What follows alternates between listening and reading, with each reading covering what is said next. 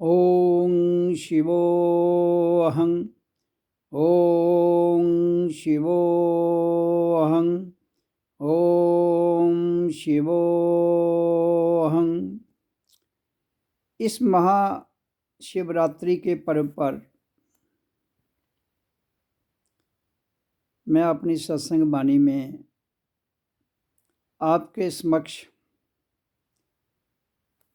शिव क्या है उसकी चर्चा करते हुए आत्मतीय शक्ति क्या है, भगवान क्या है के बारे में आंतरिक ज्ञान के आधार पर विस्तृत करते हुए आपके समक्ष अपनी वाणी को रखता हूँ। शब्द ब्रह्म है। ये एक ऐसा सनातन सत्य है जिसको कोई बदल नहीं सकता। हम सब उस सनातन सत्य की सनातन संतान हैं। हमारा रूप तो एक है, सब रूप के ही हो सकते हैं। इसलिए जब तक हम अपने जीवन शैली को न पढ़ पाएं, उसको प्रत्यक्ष और परोक्ष में न जान पाएं, तब तक शिव क्या है के बारे में समझना थोड़ा कठिन हो जाता है। शिव एक धारा है प्रकृति में। परमात्मा की धारा प्रकृति में भिन्न भिन्न धाराओं में बटी हुई है, लेकिन मूल में एक है। इसलिए प्रकृति में भगवान के जो स्वरूप हैं, ब्रह्मा विष्णु शिव, 3 स्वरूप हैं।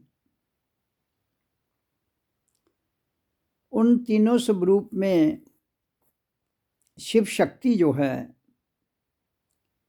वो हमारे आज्ञा चक्र में वास करती है।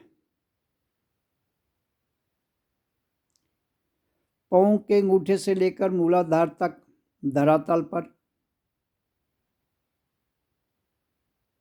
और मूलाधार से लेकर आज्ञा चक्र तक पिंड में, और आज्ञा चक्र से सहस्रार तक आत्मलोक, और सहस्रार से लेकर परमलोक तक परमात्मा ब्रह्म तत्व में वास है इसका। ये मैं जानकारी आपके समक्ष इसलिए रख रहा हूँ,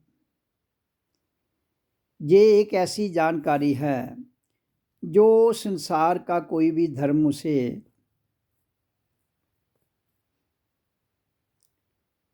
हटाकर अपने जीवन को नहीं जी सकता है। सत्य एक है, परमलोक एक है। इसलिए परमलोक तक जाने के लिए हमें सत्यलोक में जाना पड़ेगा, और सत्यलोक में जाने के लिए हमें अपने शरीर की सारी रचना को समझने की आवश्यकता है। हमारे पाँव के अंगूठे से लेकर हमारे सिर की चोटी तक जन्म और मृत्यु के बीच में जो हमारा पिंड, अंड, ब्रह्मांड है, उसको जानने की जरूरत है। अगर हम उसको नहीं जान पाए तो हमारी जो प्राकृतिक भगवान हैं, वो चाहे राम रूप में हो, कृष्ण रूप में हो, शिव रूप में हो, विष्णु रूप में हो, और उत्पत्ति में ब्रह्मा रूप में हो, आप उनके प्रतीक को समझने का प्रयास करते करते प्रतीक में ही जी के चले जाते हो। प्रतीक एक आधार है, सत्य नहीं। सत्य में तो सब कुछ विलीन हो जाता है। ना प्रतीक, ना वाणी, ना सोच, ना बुद्धि, ना मन, ना शरीर, ये सब कुछ अपने आप में आत्म की शक्ति में लीन हो जाता है। तो ये सारी की सारी यात्रा हमें जीवन के रहते हुए करनी है। अगर जीवन के रहते हुए हम यात्रा ना कर पाए तो इस धरती पर जीवन तो गुजर जाएगा, लेकिन जीवन अकार्थ में चला जाएगा। इसलिए सर्वप्रथम तन की शुद्धि, मन की शुद्धि, धन की शुद्धि, तन की पवित्रता, मन की पवित्रता, धन की पवित्रता का होना अति अनिवार्य है। क्योंकि प्रकृति में भगवान के जितने भी रूप हैं वो तन, मन और धन तक हैं। लेकिन ये तभी आपको समझ आएगी कि भगवान का रूप जो प्रकृति में है वो प्रकृति तक ही सीमित है, और आत्म की ये शक्ति प्रकृति में भी है और प्रकृति से परे भी है। जबकि आज तक जितने भी पुरुष नर नारी इस धरती पर आए उनको भगवान का स्वरूप दिया गया, उनको शैतान का स्वरूप दिया, उनको माया का स्वरूप दिया। ये सारे का सारा ज्ञान हमें अपने भीतर से प्रकट होता है। मोको कहाँ ढूंढते बंदे, मैं तो तेरे पास में, ना मैं मंदिर, ना मैं मस्जिद, ना मैं काबा, ना मैं कैलाश में, मैं तो तेरे पास में। तो जो ताकत, जो शक्ति हमारे पास है उसको पाने के लिए, उसमें लीन होने के लिए हमें अपने आप में ही डुबकी लगानी पड़ेगी। जब तक हम उस आत्मीय पवित्रता जिसको कोई छू नहीं सकता उसमें डुबकी ना लगाएं भगवान के रूप में, इंसान के रूप में, तब तक हम जीवन जीने की कला नहीं जान सकते हैं। मैं एक बात बताना चाहता हूँ आपको, छोटी सी बात है, समझने का प्रयास कीजिए। और बहुत उस पर दुनिया के ग्रंथ भी लिखे जाएं तो वो भी उसका बयान नहीं कर सकते। ये देखो, हमारा जन्म शरीर का होता है, निश्चित है, लेकिन शरीर को गति कौन देता है? शब्द। तो शब्द से हमारा ध्वनि, शब्द का अर्थ है ध्वनि, ध्वनि से हमारे शरीर की शुरुआत होती है और ध्वनि में ही लीन हो जाए तो हमारी मृत्यु सार्थक हो जाती है। जीवन और मृत्यु दोनों जहाँ धरती पर घटित होती हैं, हम किसी के साथ ना आए हैं, ना किसी के साथ हम जाते हैं, ना आते हैं ना जाते हैं। हमारी ऊर्जा सर्वव्यापी है, लेकिन शरीर का निर्माण धरती पर है, इस धरातल पर है। शरीर एक साधन है, उस साधन के द्वारा आप शिव लीलाएं कर लें, कृष्ण लीला कर लें, राम लीला कर लें, ये आप पर निर्भर करता है। लीलाएं सत्य नहीं हैं, लीलाएं एक प्रकृति में कार्यक्रम है, लेकिन उन लीलाओं में फंसना नहीं है। हमने उन लीलाओं को जानने की कोशिश करनी है। जब हम लीला को जान जाएंगे, कृष्ण क्या है, राम क्या है, शिव क्या है, हमें समझ आ जाएगी। क्योंकि कृष्ण, राम, शिव ये सारी शक्तियां हैं और धरती पर उसके प्रतीक हैं। हमने प्रतीक में ना लीन होते हुए उस प्रतीक को प्रतीक तक ही रखते हुए उससे आगे जो हमारे भीतर ये शक्तियां कहाँ कहाँ वास करती हैं उनके विषय पर मैं थोड़ी सी रोशनी डाल रहा हूँ। हमारे पांव धरती पर खड़े हैं और जिस धरती से हमारे पांव स्पर्श करते हैं वो धरती हमें मायावी ऊर्जा देती है पांव के द्वारा, और वो माया की ऊर्जा गतिशील रहती है हमारी आत्मतीय शक्ति के द्वारा, प्रकृति। क्योंकि प्रकृति में देह है और विदेह भी है। देह में रहते हुए विदेह तक जाना ही हमारा कर्तव्य है। लीलाएं देह के द्वारा की जाती हैं और विदेह के द्वारा आत्मज्ञान को जाना जाता है। देह तो हमें बाहर से दिखता है, विदेह के लिए हमें भीतर जाना पड़ता है।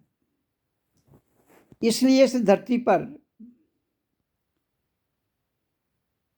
जो जीवन और मृत्यु के बीच में हमारा जीवन है ये एक लीला है।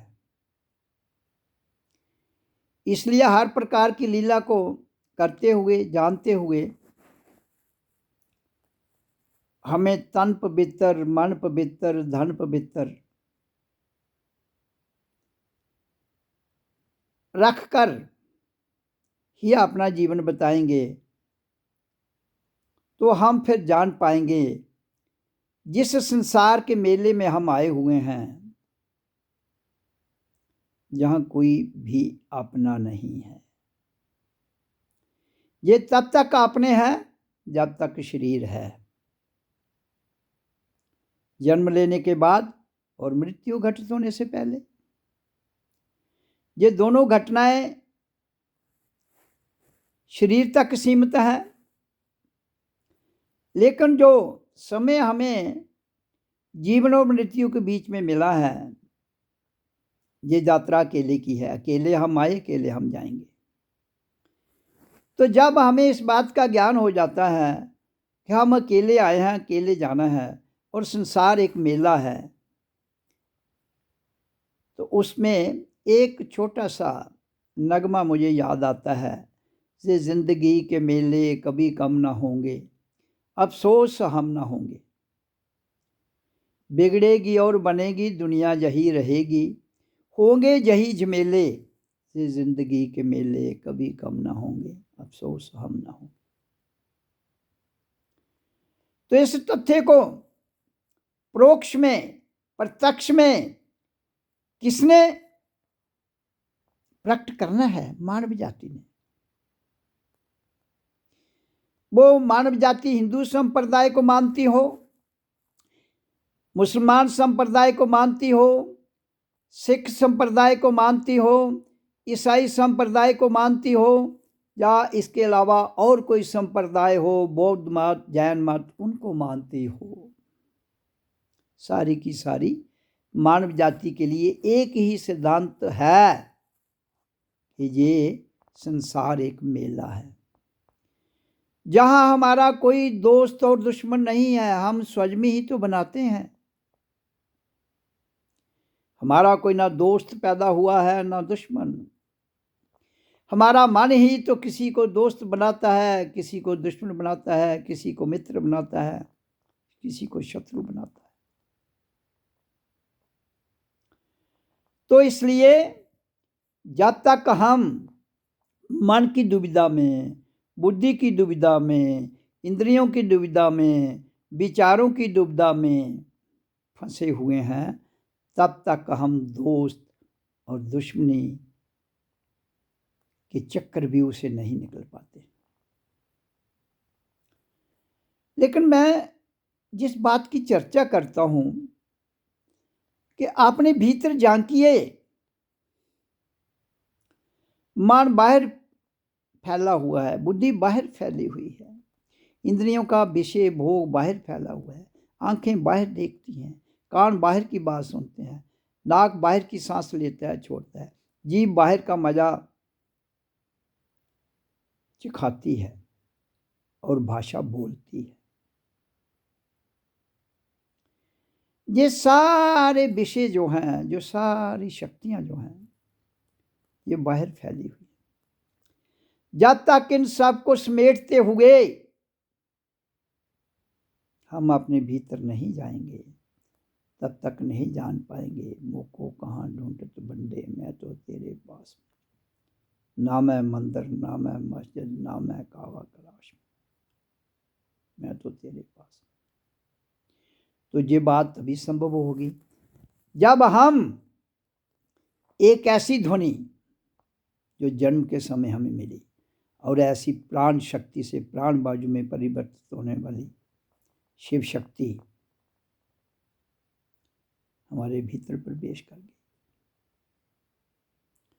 तो वो क्या है? ओम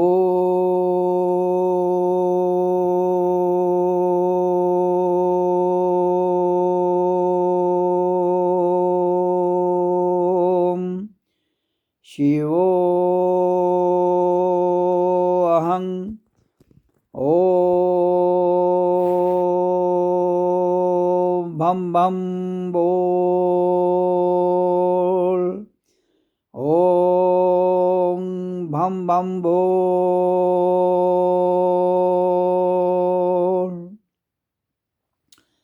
ओम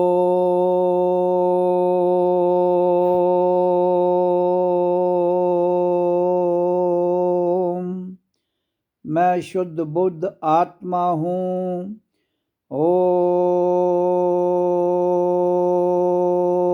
शिवो अहं, ओम शिवो अहं, ओम शिवो अहं, ओम शिवो अहं, ओम अहं परब्रह्म परमेश्वर सतगुरु अस्मि, ओम शिवो अहं। तो कहता है जब तुम्हारे भीतर से जो ध्वनि अपने आप निकलती है तो हमें ये आभास हो जाता है कि हम ही शिव हैं, हम ही विष्णु हैं, हम ही राम हैं, हम ही कृष्ण हैं। तो ये समझ कब आती है? जब आप अपने ऊर्जा जो शिव रूप में, ब्रह्म रूप में, विष्णु रूप में हमारे भीतर वास करती है, इन सारी ऊर्जाओं को ध्वनि के द्वारा उठाते हुए सतलोक तक और परमलोक तक चले जाते हैं, तो फिर आप स्वयं आपके भीतर से निकलता है ओम सो अहं, ओम अहं पार ब्रह्म परमेश्वर सतगुरु। लेकिन सर्वप्रथम ब्रह्मा नाभि में वास करता है, राम विष्णु हृदय में वास करते हैं, शिव आज्ञा चक्र में वास करता है शक्ति, और परमलोक में परमात्मा वास करता है। लेकिन हमें अपनी यात्रा को सीमित ना करते हुए परमलोक से हम आए हैं, परमलोक में वापस जाना है। जब ऐसा करने में मानव अपने आप को एक साक्षात साक्षी भाव में ले जाता है, तो इन सारी दुविधाओं से, जो संसार की अशक्त भावनाएं, उनसे निकलते हुए परमलोक में अपने आप को स्थापित कर लेता है। क्योंकि हम पर राज जहाँ पर काल का है। आपके ब्रह्मा, आपके विष्णु, आपका शिव, ये तीनों काल में ही भगवान की उपाधि पर है। आत्मा एक ऐसी ऊर्जा है जो इनसे परे है, स्वतंत्र है, लेकिन जब तक वो प्रकृति में है वो इनसे जुड़ी हुई है, बंधी हुई है। इसलिए बंधन किसी प्रकार का हो, बंधन तो बंधन है। इसलिए उस परमलोक में जाने के लिए हमें ब्रह्मा, विष्णु, शिव जो शक्तियां हैं, एक तो हमारे धरातल, मूलाधार, स्वादिष्ठान, नाभि चक्र में जहां वास है ब्रह्मा का। उसके बाद मणिपुर, अनाहत हृदय में वास है विष्णु का, राम का। उसके बाद आज्ञा चक्र में वास है शिव का। उसके बाद सहस्रार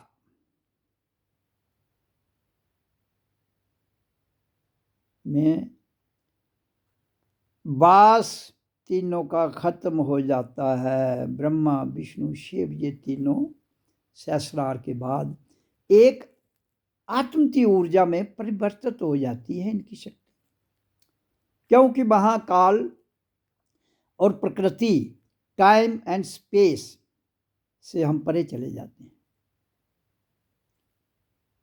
काल और स्थान, फिर हमारी जो मृत्यु जिसको हम कहते हैं, शरीर का छोड़ना जिसको कहते हैं, वो अकाल मृत्यु, काल से परे।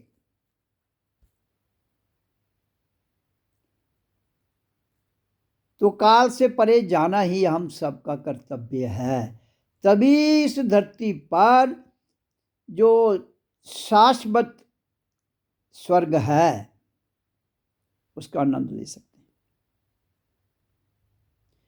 तो ये बात मैं आपके शरीर के रहते ही बता रहा हूं।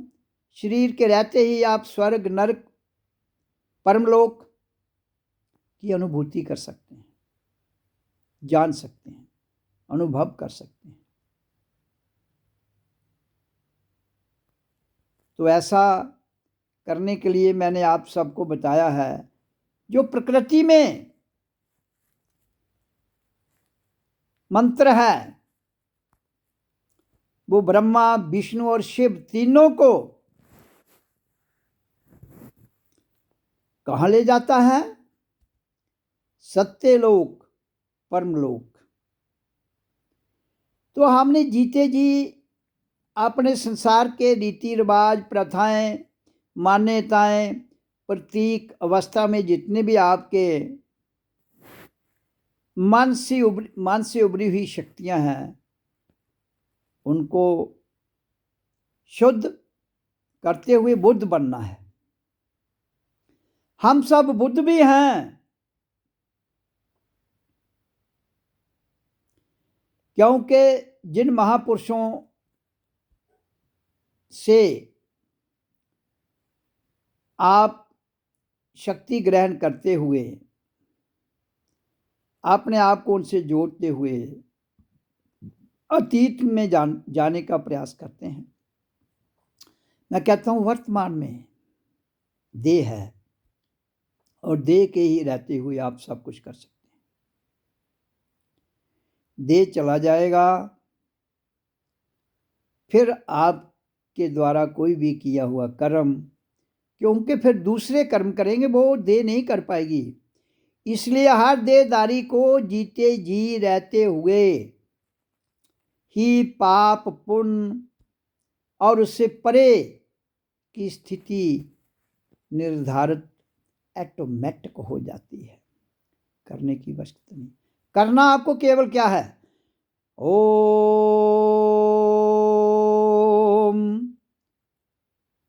ये मूल। उसके बाद राम राम हरे हरे, कृष्णा कृष्णा हरे हरे, बुद्धम शरणम गच्छामि।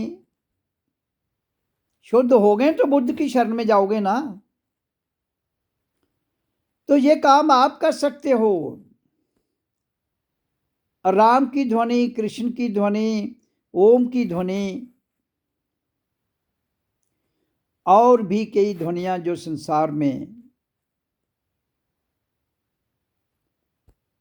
ली जाती हैं, सब ये ब्रह्म रूप में तभी बदलती हैं। शब्द ब्रह्म, नाम ब्रह्म तभी होता है जब हम तन पवित्र, मन पवित्र, धन पवित्र। क्योंकि झगड़ा जहां पर संसार में तन, मन और धन का है।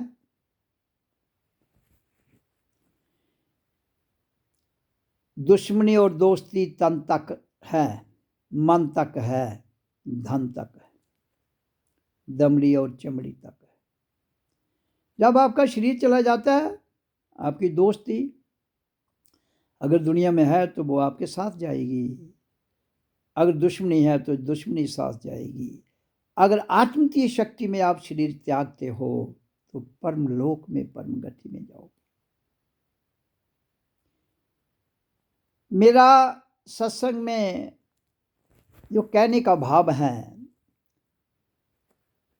कि देने की कला आज आनी चाहिए जीवन में, लेने की कला नहीं। देने की कला आएगी तो आपका तन शुद्ध, आपका मन शुद्ध, आपका धन शुद्ध हो जाएगा। तो प्रकृति में 3 शक्तियां हैं, धरती, सूरज और चांद, जो तीनों आपको दिखती हैं। धरती भी दिखती है, सूर्य दिखता है, चांद दिखता है। अब जिन 3 शक्तियों की वजह से ये शरीर चल रहा है हमारा प्रकृति में, प्रकृति के परे तो शरीर स्थूल सूक्ष्म कारण, ये सारे शरीर जहां ही रह जाते हैं और इनको छोड़ने के बाद हम परमलोक में चले जाते हैं जीते जी। तो जब शरीर छोड़ते हैं तो सीधा परमलोक जो हमारा स्थान है चले जाते हैं, और परमलोक से जब हम आना चाहें तो आ सकते हैं। क्योंकि हमारा सारा जो संसार का सिस्टम है वो बिना तार के जुड़ा हुआ है। प्रकृति में तार है, प्रकृति के आगे जो तार नहीं है, बिना तार के जुड़ा हुआ है। जो बिना तार के जुड़ता है उसी को परमलोक कहते हैं, उसी को अध्यात्मता की चरम सीमा की पराकाष्ठा पर आधारित परम धाम कहते हैं। तो मैंने जब से सत्संग शुरू किया है उस दिन से मैं कह रहा हूं, जो मेरा परम धाम देखता है, देख लेता है, अनुभूत कर लेता है, उसको कुछ भी करने की आवश्यकता नहीं रहती है। लेकिन फिर भी प्रकृति में शरीर है, इसलिए शरीर के निर्वाह के लिए हमें कुछ ना कुछ करना है, क्रिया, जिससे हमारा जीवन का निर्वाह तन शुद्ध, मन शुद्ध और धन शुद्ध के द्वारा ही रहे। तो ये भूमि स्वर्ग है। अगर तुम तन शुद्ध, मन शुद्ध, धन शुद्ध नहीं कर सकते तो यही स्वर्ग नरक में बदल जाता है। तो फिर वो भुगतना किसने है? जो भी जहां आएगा। तो आने वाला कौन है? इंसान। पशु पक्षी इंसान के अलावा और जितने भी प्राणी हैं उनको सुख दुख से परे जा ही नहीं सकते हैं, उनके पास व्यवस्था ही नहीं है। उनके शरीर का निर्माण ही उस ढंग से हुआ है कि वो काल और स्थान से आगे नहीं जा सकते। वो केवल मात्र शक्ति जब संसार की रचना हुई केवल इंसान को मिली है, क्योंकि हमारे शरीर का निर्माण पांव के अंगूठे से लेकर सिर की चोटी तक एक बिल्कुल सीधी अवस्था में है, सीधी और सरल। तो जहां कोई मोड़ नहीं है,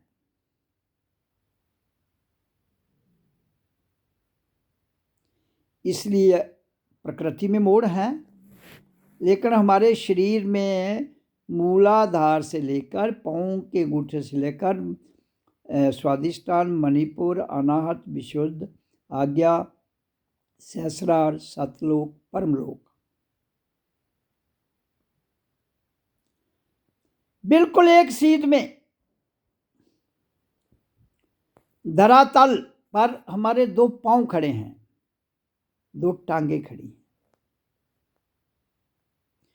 वो दोनों की ऊर्जा मूलाधार में जाती है,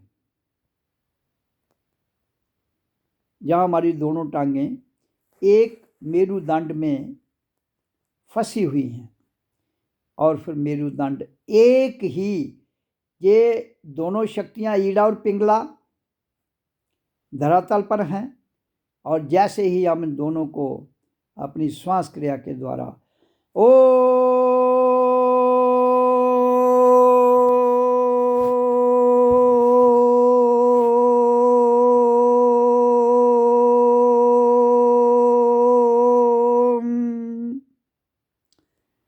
ओम ध्वनि का उच्चारण करते हुए धरातल से उठाते हुए इस ऊर्जा को हम मूलाधार में एकत्रित करते हैं, और जब ये वहाँ एकत्रित हो जाती है तो हमारा नीचे का भाग शून्य हो जाता है। फिर हम इस सफ़र को आगे बढ़ाते हुए ओम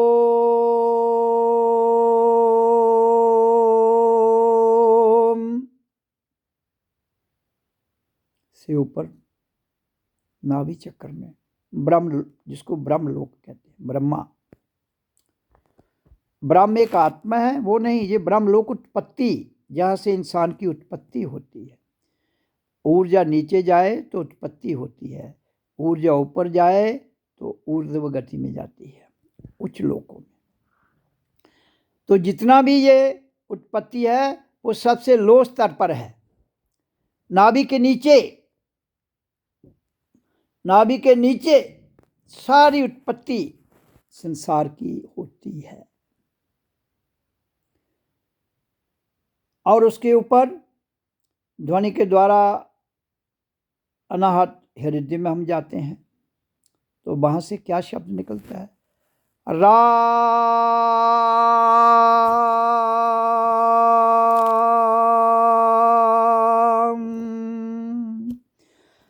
राम।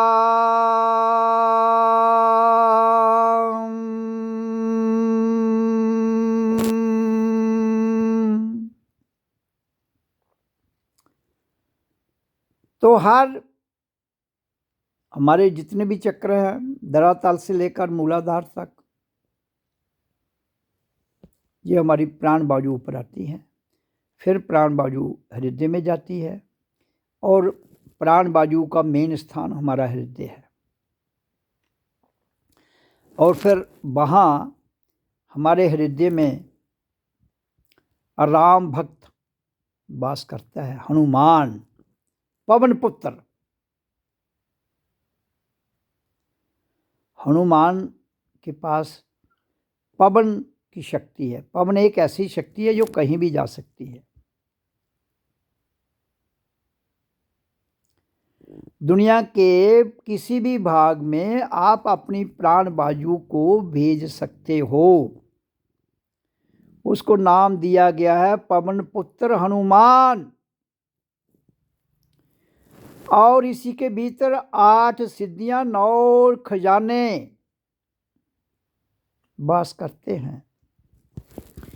इसलिए राम नाम हृदय में, यहाँ हनुमान इसका सबसे बड़ा भक्त है राम का, वो हृदय में वास करता है। राम भी हृदय में वास करते हैं। गुरु और शिष्य दोनों इकट्ठे ही रहते हैं हर स्थान पर। उसके बाद आराम करते करते करते करते ओम का जो असली स्थान है, आज्ञा चक्र, शिव, वहाँ शिव वास करता है। वो स्थान कहाँ है?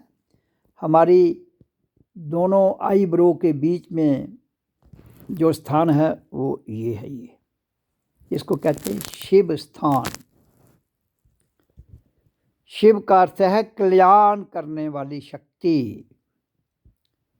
राम का अर्थ है पालन पोषण करने वाली शक्ति। ब्रह्मा का अर्थ है उत्पत्ति करने वाली शक्ति।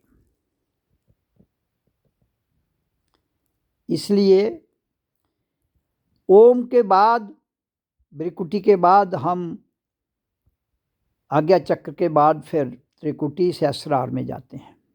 तो वो कहाँ है? ये स्थान, ये है सहस्रार। ये सारा सर्कल सहस्रार का है।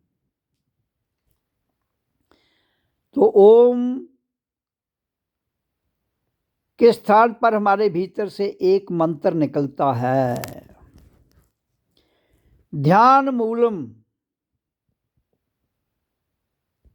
गुरु मूर्ति, पूजा मूलम गुरु पादुका, मंत्र मूलम गुरु वाक्यम, मोक्ष मूलम गुरु कृपा।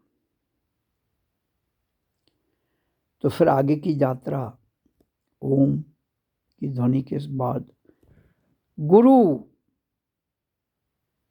मिलता है। फिर वो यात्रा गुरु जो है, क्योंकि आगे की यात्रा अति सूक्ष्म भाव में है, वो गुरु के बिना नहीं हो सकती। और गुरु देहधारी, तो उसमें आप स्वयं भी गुरु हो सकते हैं, क्योंकि स्वयं आपके पास देह है, लेकिन स्वयं कार्य करना बड़ा कठिन है। तो वो काम किसने किया है? शिव ने। शिव का कोई गुरु नहीं है। क्यों? कि शिव की ध्वनि बाहर निकलती है जब ओम शिवोहं में हमारी ध्वनि बदल जाती है। फिर हम एकाग्र भाव में रहते हुए, ध्यान समाधि में जाते हुए स्वयं शिष्य और स्वयं गुरु बन सकते हैं। लेकिन वो हारे के बस की बात नहीं है। इसलिए गुरु का होना, देहधारी गुरु का होना बहुत अनिवार्य है। लेकिन वो देहधारी गुरु कौन होना चाहिए? जिसने पांव के अंगूठे से लेकर परमलोक तक की यात्रा स्वयं की है। और जब आप इस स्थान में पहुंचते हो बंधुओं, मेरे प्रेमी सत्संगियों, आपका गुरु का द्वार खुल जाता है।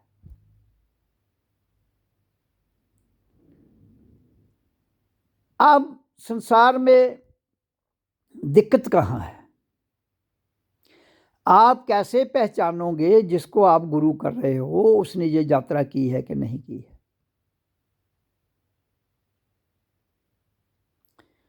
उसके लिए मापदंड क्या है? जब गुरु के द्वारा दी हुई दीक्षा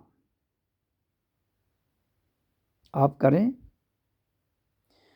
और करते करते आप को अपने भीतर से ब्रह्मांड की जितनी भी शक्तियां हैं वो आपके प्रत्यक्ष में, परोक्ष भाव में आपके समक्ष आनी चाहिए। और वो दो शक्तियां हैं, ज्योत और अनहत नाद ध्वनि।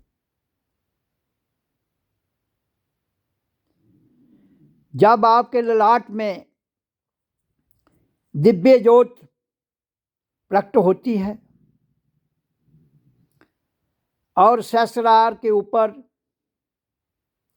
हमारे अंदर अनहत नाद ध्वनि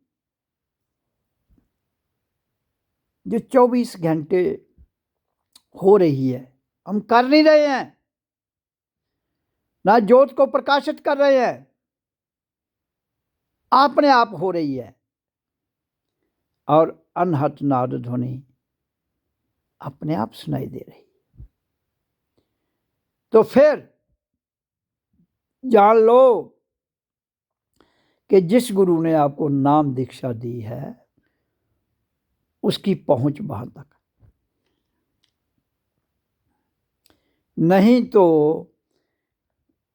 हम आज्ञा चक्र से ऊपर जा ही नहीं सकते हैं। अगर गुरु की पहुंच है तो आप जा सकते हैं, नहीं है आप नहीं जा सकते। लेकिन कई केसेस में गुरु ने वो यात्रा नहीं की है और आपको नाम दीक्षा दी है, और आपके भीतर आज्ञा चक्र के बाद इतनी प्रबल शक्ति है कि आप अपने आप को उस परमात्मा में लीन करना चाहते हो तो हो सकते हो, पाबंदी कोई नहीं। आप निर्भर करता है आपकी एकाग्रता, निर्भर करता है आपकी प्यास पर।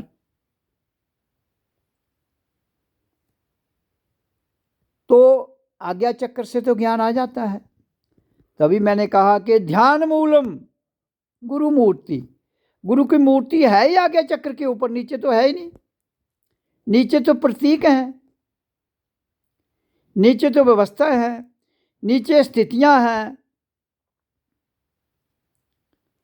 तो जब हमारी ऊर्जा आज्ञा चक्र में आ जाती है तो फिर हमारे अंदर से ये भाव प्रकट होता है, ध्यान मूलम गुरु मूर्ति, पूजा मूलम गुरु पादुका, मंत्र मूलम गुरु वाक्यम, मोक्ष मूलम गुरु कृपा।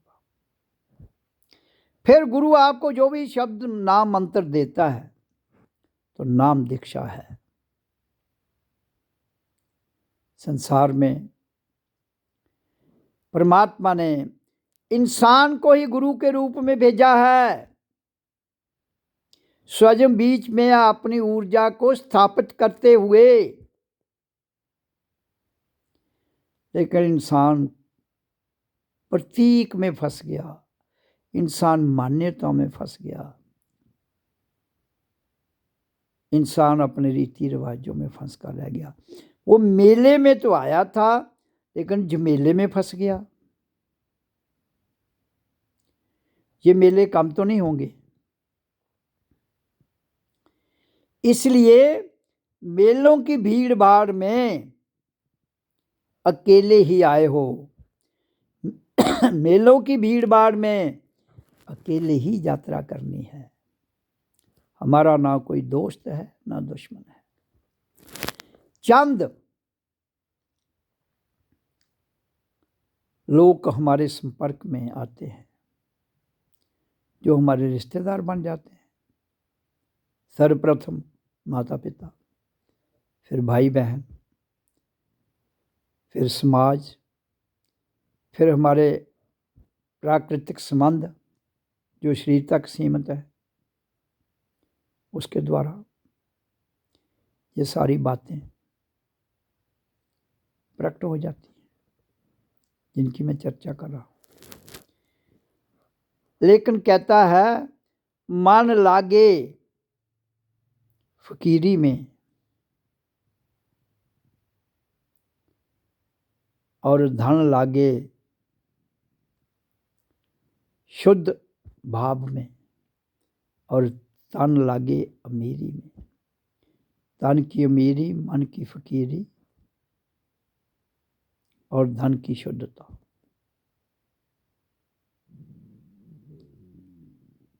इस संसार में रहते हुए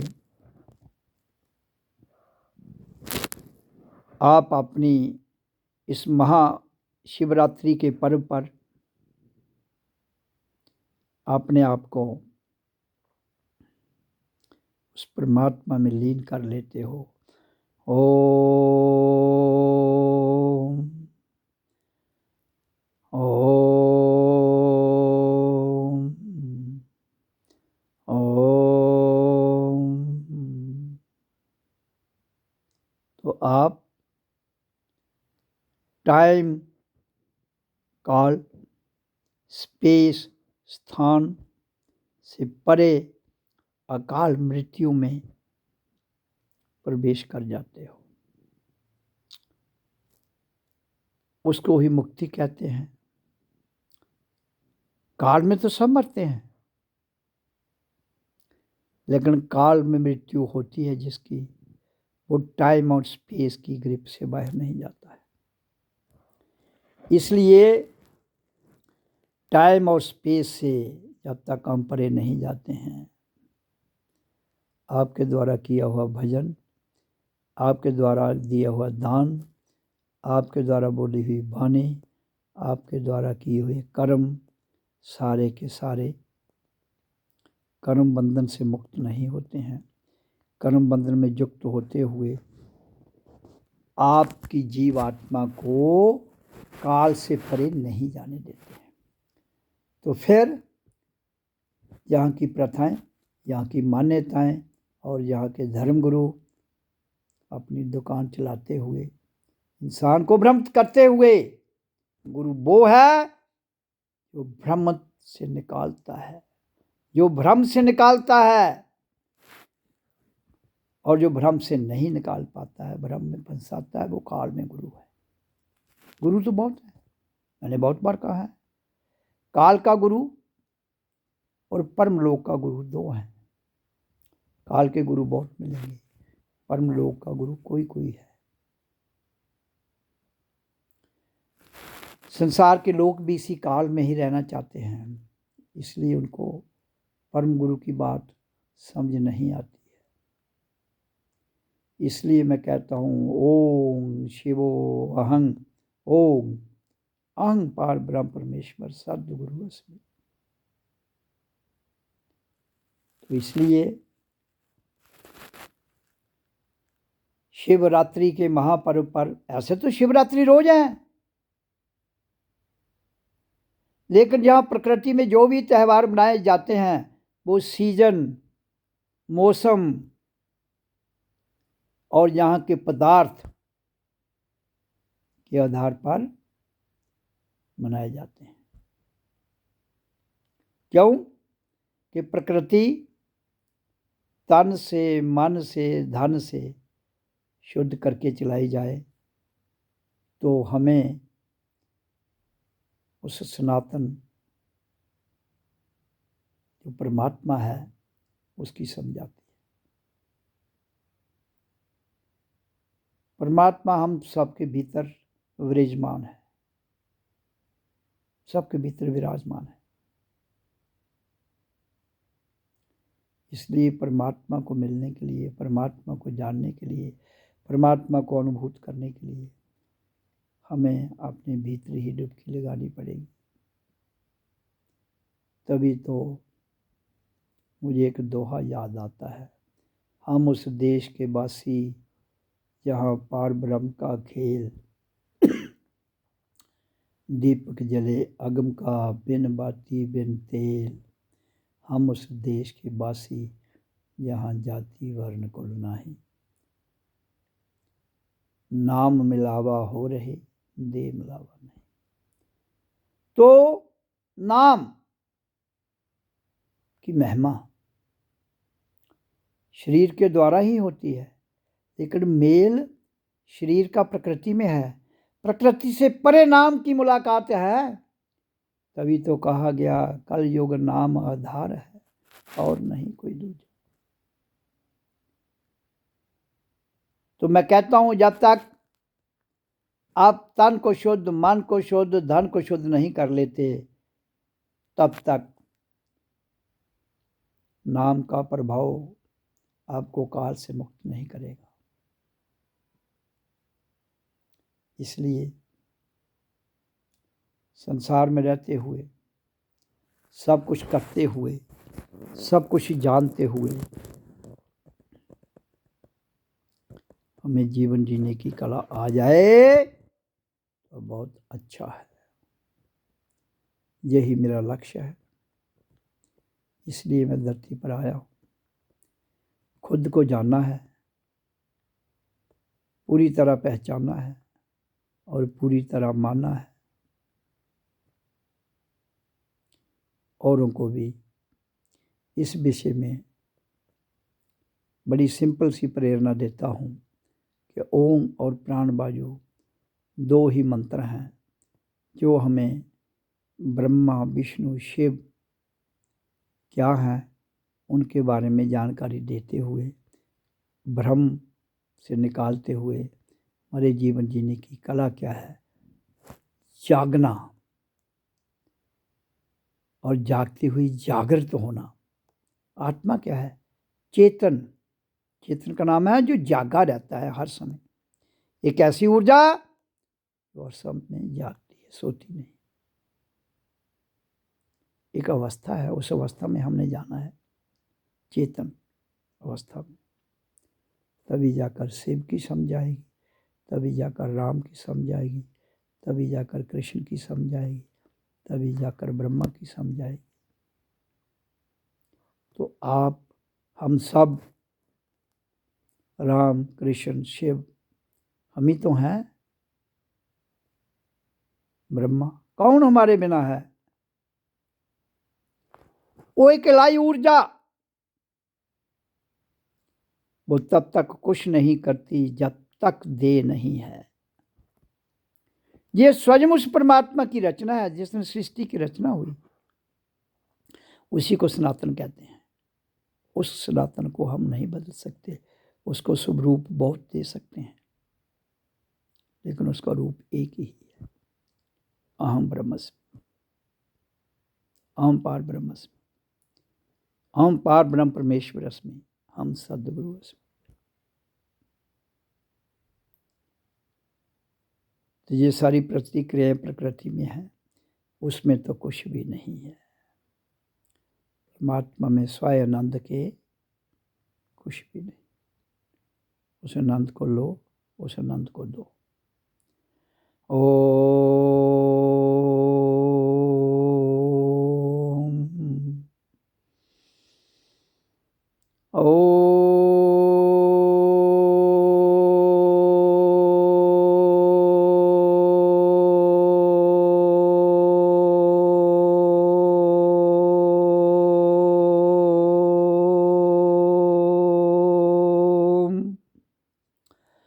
ओम शिवो बम बम बोल। ओम शिवो अहं बम बम बोल। हमने हर ध्वनि को ओ से शुरू करना है, ओ पर संपन्न करना है, और इसी के भीतर शुरू आरंभ में ओम, अंत में ओम के बीच ही आपकी पूरी प्रकृति समाई हुई है। आपके राम, आपके कृष्ण, आपका ब्रह्मा, आपका विष्णु, आपका ईसा मसीह, आपका हजरत मोहम्मद, जितने भी पैगंबर, जितने भी महापुरुष हुए हैं, देश सबका प्रकृति में है।